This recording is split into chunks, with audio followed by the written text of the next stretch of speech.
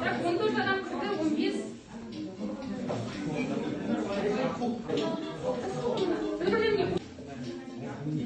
Al dolukқа бастаймыз.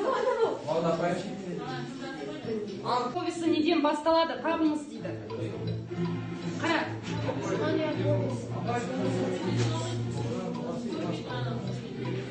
Бірінші вариант Бауыржанның бабасы Имаштың 90 жасқа келіп дүниеге ұлы және 4 күшті әкесі Момыштың жиын тойларда айтыстап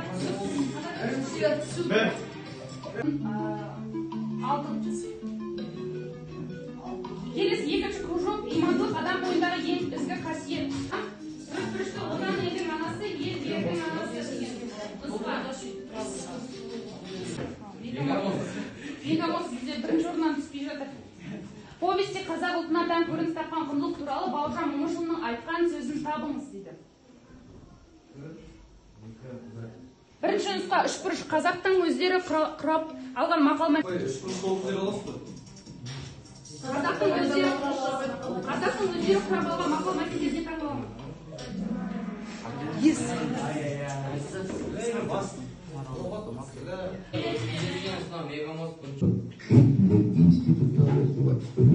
Тұрмыш жағдайына байланысты оқуын аяқтауға мүмкіндігі болмайды. 1973 жылы Мәжілістің социалистік Қазақстан газетінде әдеби қызметкер, жазушылар одағында кеңесші, жұлдыз журналында бөлім меңгерушісі секілді. 92 жасқа толды. Шын аты негізінен Мұхаммед-Хали, қазақтың лирик мұзбалақ ақыны. Яғни өз заманының ең тарлан лирик ақындарының бірі бұл. Жылдары жаңағыдай оқуын тастап шығу тауында ауылдық кеңестің хатшысы қызметін атқарған. Ал Маңғыстау факультетіне оқуға түсіп көп ұзамай арнап әнін шығарған, иә? Содан кейін бізде Әбділда Тәжібаевтың мынадай пікірі бар екен.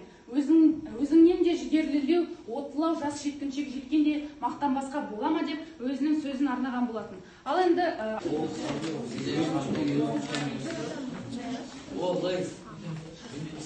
қараңдар, бұл бізде не?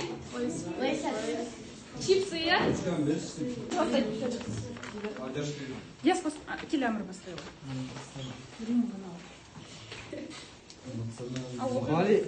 Мұқағалидың болашақ шағы туралы не білесіз? Балалық шағы. Балалық шағы туралы ешке. Жаңа презентацияда айтылды. Ал топтағылар кім көмектесе алады? Дидар айта ғой. Біз Мұқағали Мақатаевтың балалық шағына мән беретін болсақ, Мұқағали Мақатаев атамыз балалық шағында әкесінен айырылғанын білеміз, және де тұрмыстық жағдай жағынан қиын болған білеміз, және де отбасындағы ең үлкені, яғни үлкен ағасы болған, тұңғышы болғанын білеміз. Оқи ғой, дауысын шығарып. Нұрғиса Тілендиевтің Мұқағалимен қандай байланысы бар?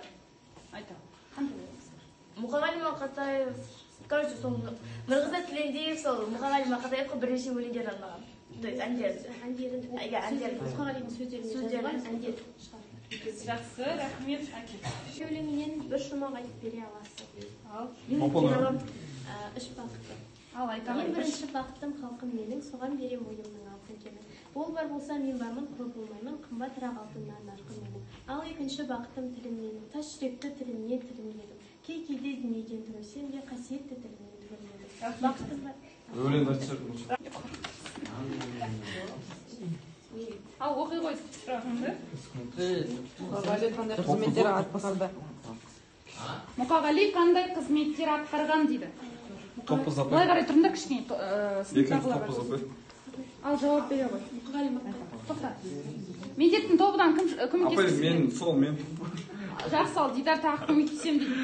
Мұқағали Мақатаев атамыз Қарасаз ауылының бастауыш мектептерінде орыс тілінен пән берген, яғни сабақ тілші болып жұмыс істей тұрған, уақытша тілші болып. Ал оқи ғой. Аққулар ұйықтағанда поэмасы қай жылы жарық көрді? 1973 жылы. Рахмет. Кел. Яз келе ғой.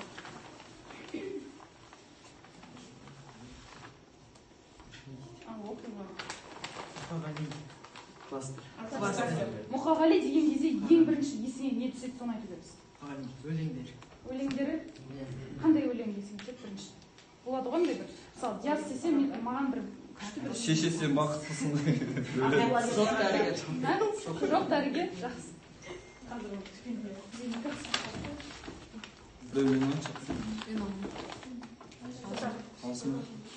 Ғабит Мүсіреповтің бүгінгі сабағымыздағы қандай қатысы бар? Ғабит Мүсіреповтің бүгінгі сабағымызға қандай қатысы бар? Ал айта ғой.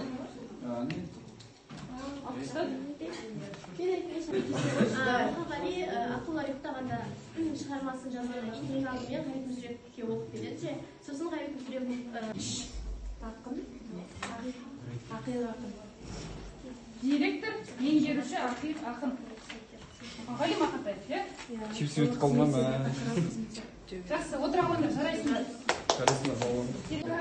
Қарағымда қандай жалғыз аз беремін. Сода бойынша тыңдаусыздар ма? Содан кейін 3-ші топ аққулар ұйықтағанда поэмасы жайлы, 4-ші топ ақынға арнап өлең, хат жазасында, және 5-ші топ бізге шара дайындайды. Оймасан өлең арнайды.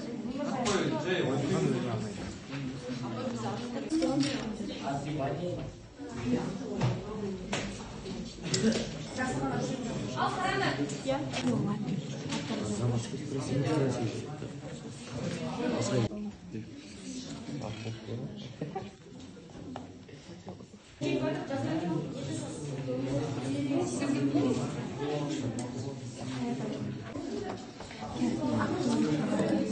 Сен тұр жазмай қой отыр.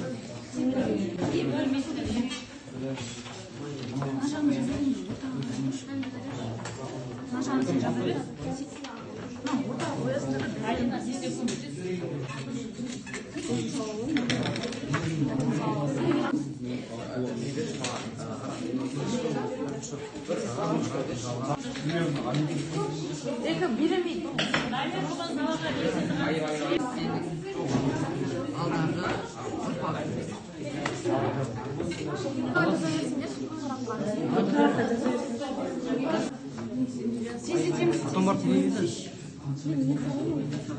Анағамыз жетті. Дәрігер деген бар. 1931 жылы дүниеге келіп, 1976 жылы дүниеден өткен Шынаты Мұхаммед Қадиев. Ол лирик есімді естісек, ең алдымен есімізге лирик мұзбалақ ақиық ақын есімізге түседі. Мұқағали Мақатаев ол қағазда жазылған, және оның анасына сұраған кезде, ол анасынан Мұқағалидің туған сұраған кезде анасы былай деп жауап береді.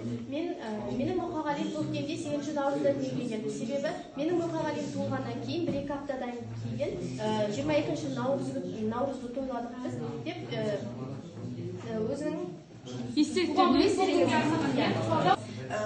Фариза Оңғарсынованы жазулық естеліктерін талдап отқан кезде бір ақын оған қарсы шығып Фаризаға Ассалаумағалейкум, құрметті қауым.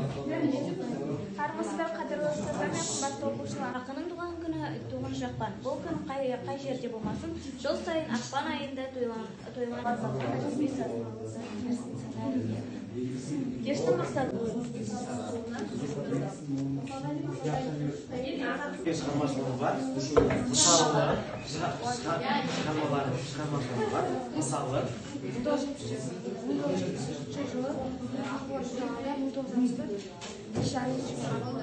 және де 1970 жылы Небір деген газет шыққан, және де оған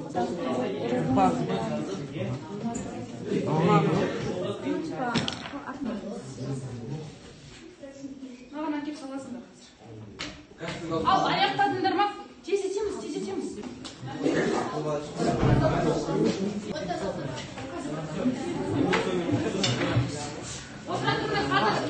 Аққулар бір-бірінсіз өмір сүре алмайтын жануарлар, құстар.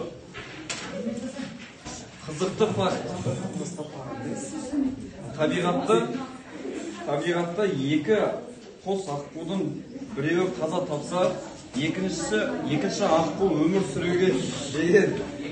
Соған өзіміз арнап кластер жасадық.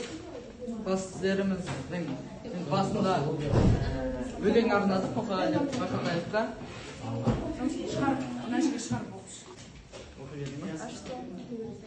Саған қарап өз алғанбыз, өлеңіңді жаттап елге арнағанбыз. Қазақтың ақиығы сен боласың, сенен қалған ұрығың біз боламыз. Мәңгі қалған қазақтың ақынымыз.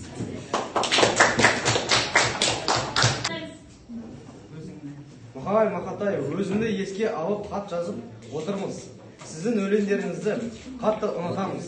Бүгін сынымызбен сіздің ең керемет өлеңіңізді Аққулар ұйқысында тақырыбында поэмасында өтіп жатырмыз.